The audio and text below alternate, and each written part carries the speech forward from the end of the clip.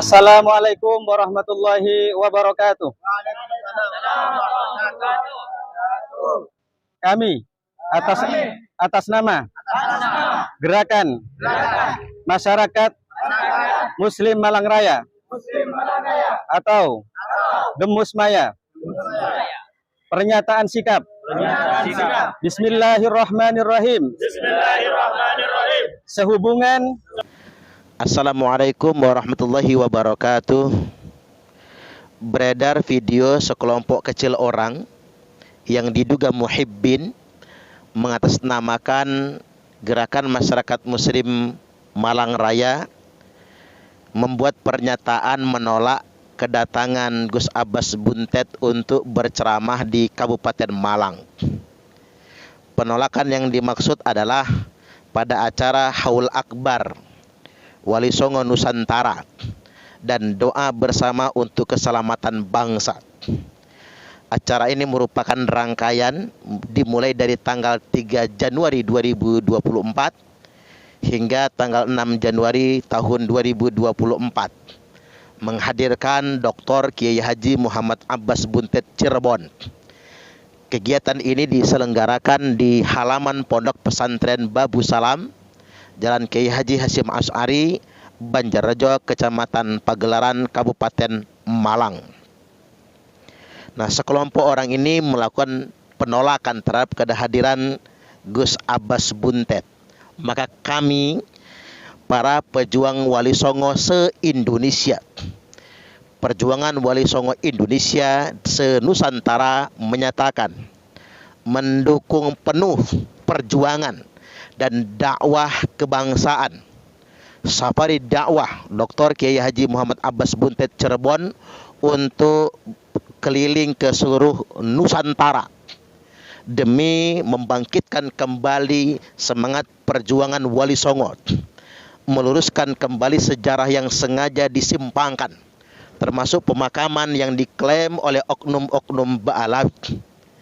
Kami semua punya tekad yang sama untuk membangkitkan kembali kesadaran sejarah akan perjuangan Wali Songo, manhaj dakwah Wali Songo, etika dakwah Wali Songo, termasuk juga kami sangat menentang adanya klaim sepihak oleh oknum Ba'alawi yang menyatakan bahwasanya mereka adalah anak cucu Nabi.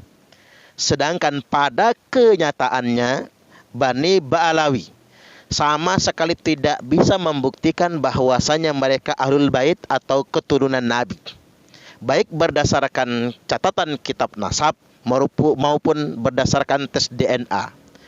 Ini penting karena kita semua adalah umat Islam, umat Nabiullah Muhammad sallallahu alaihi wasallam, punya hak yang sama untuk mempertanyakan kepada mereka yang telah mengaku sebagai anak cucu Nabi. Benarkah mereka mengaku anak cucu Nabi? Kalau cuma mengaku itu gampang, tapi yang terpenting adalah membuktikan. Apalagi kita dihadapkan dengan anomali, kenyataan yang berbalik yang tidak masuk akal. Orang-orang yang ngaku-ngaku anak cucu Nabi ini akhlaknya justru bertentangan dengan akhlak Rasulullah sallallahu alaihi wasallam.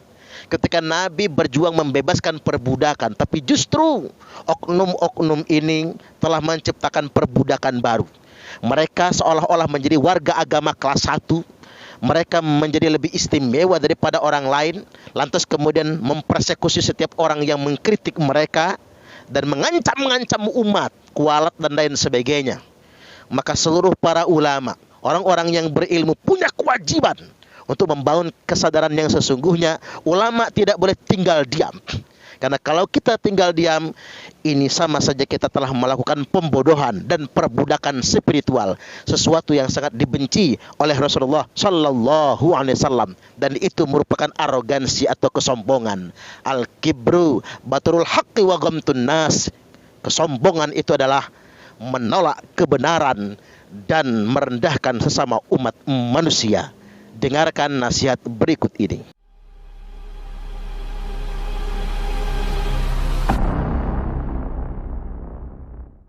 Saya ingin tegaskan, Pak. Dikatakan ngaku-ngaku ahlul bait karena cuma ngaku. Bukan ahlul bait, tidak terbukti ahlul bait, tidak terbukti keturunan Nabi, tapi ngaku-ngaku keturunan Nabi. Apalagi sampai nunjuk-nunjuk dalam darah, aneh nih lagunya ngomong begitu, ada darah Nabi.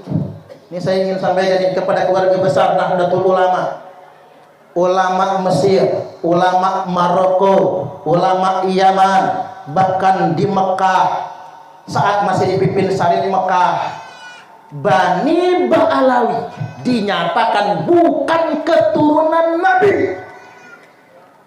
Coba keliling dulu ke dunia internasional, tidak ada satupun negara yang mengatakan Bani Ba'alawi keturunan Nabi.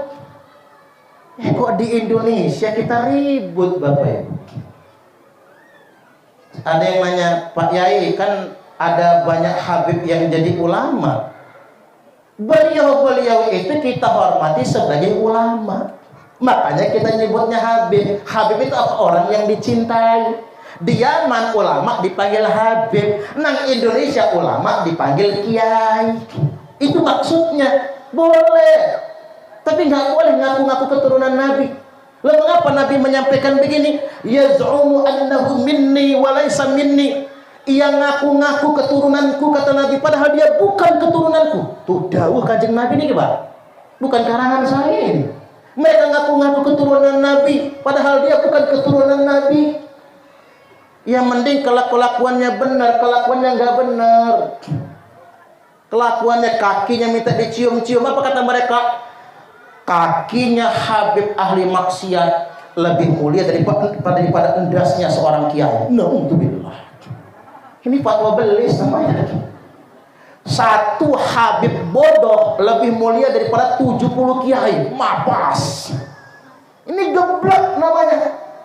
Ini fatwa yang kayak gini kalau dipertahankan Islam jadi bodoh Bapak Ibu. Islam ini menjadi agama kasta. Kita kenal Pak keturunan Nabi Sayyid Ahmad bin Muhammad Ali Al-Maliki Al-Maki Al-Hasani, mangkat nang Mekah, berkunjung ke Rusaifah. Saya kalau ke Mekah pasti ke sana Bapak Ibu. Itu jelas-jelas keturunan Nabi.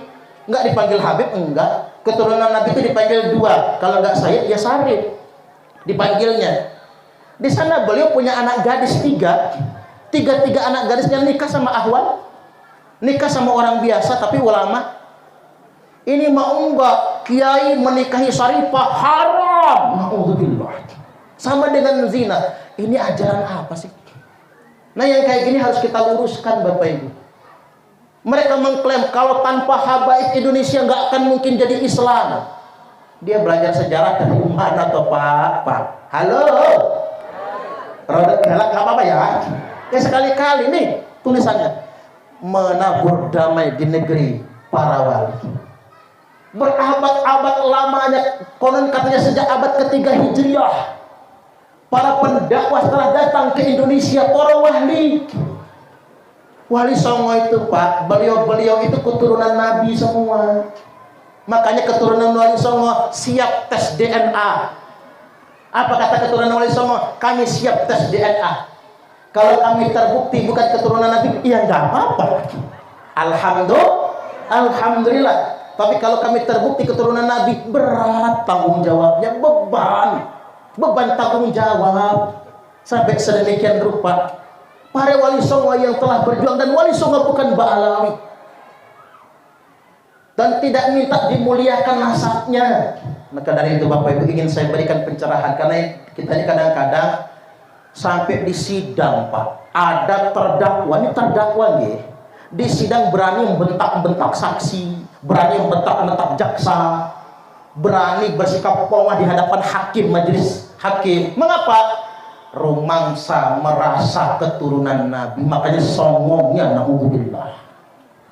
Hanya orang-orang yang berhati setan Bapak Ibu yang berani membentak hakim di ruang sidang, yang berani bengak-bengok di ruang sidang. Jangan dicontoh yang kayak gitu. Apalagi tadi ngaku Habib tapi menghina presiden. Ada itu Pak, ceramahnya nang Bandar Lampung. Apa kata dia? Jokowi banci, coba buka celananya, jangan-jangan head. Naudzubillah. Itu marinir, TNI, AD, polisi baik polisi biasa maupun Polairut, banyak pulang satu-satu. Saya nanya sama Pak polisi, enggak ditangkap aja tuh orang Pak, kata saya. Enggak enak Pak Ustadz, kalau kita tangkap orang nuduhnya polisi kriminalisasi ulama. Apalagi dia Habib, kita dianggap nanti mempidana keturunan Rasul. Pak, kata saya, mereka bukan keturunan Nabi, cuman ngaku-ngaku saja. Tapi enggak enaklah Pak Ustadz. Tapi ingat Bapak Ibu, walaupun Pak Jokowi tidak pernah mempidanakan orang yang menghinanya, ada keterangan dari Nabi, man ahana sultana ahanahullah. Barang siapa yang menghina presiden, sultan itu kepala negara, barang siapa yang menghina kepala negara, ahanahullah, maka tunggu saja suatu hari nanti dia pasti akan dihinakan oleh Allah. Nggak lama setelah dia ngomongin Jokowi banci, ditangkap Pak polisi gara-gara ngegebukin anak orang. Ada cara Allah untuk menghinakannya. Makanya awas Pak, walaupun nggak senang sama Pak Jokowi, ya nggak senang jangan hina. Ini ngomongin Pak Jokowi apa? Mukidi. Ada yang nyebutnya besok, masih mending. Ada yang nyebutnya pelangak pelomo. Ada yang nyebutnya apa? Bajingan tolol. Itu bilang cangkem roki gerok. Ada yang nyebutnya apa lagi? Firaun. Naudzubillah. Sampai bisa ngomong begitu. Itu yang disebut bajingan tolol. Niku yang disebut Firaun. Mangkat ke tanah suci sak keluarga. Masuk Ka'bah. Jangan pernah masuk Ka'bah. Boro-boro. Masuk Ka'bah. Keluar cium Hajar Aswad. Lalu berdoa di Multazam. Multazam itu antara cincin Hajar Aswad dengan pintu Ka'bah. Tempat berdoa paling mustajabah di muka bumi ini. Tak ulang tempat berdoa yang paling mustajabah di muka bumi ini tempatnya Multazam. Doa di Multazam, berlinangan air mata Ibu Iriana Jokowi. Saking terharunya, saking bangganya, bisa masuk Ka'bah, bisa cium Hajar Aswad, bisa berdoa di Multazam. Nah kita apa boro-boro sholat juga nggak bisa dalam Ka'bah, di Hijri Ismail kan sama aja. Cuma sholat di Hijri Ismail ketiban rukuk nyium pantat orang, ketiban sujud pala diinjak orang. Apa mana cium Hajar Aswad susahnya ibu-ibu nggak usah ya, karena nggak disunahkan buat perempuan, sunah bagi laki-laki. Ibu-ibu nggak cium Hajar Aswad nggak apa-apa karena ada gantinya. Ibu-ibu nyucuk tangan suami, pahalanya sama seperti 70 kali cium Hajar Aswad.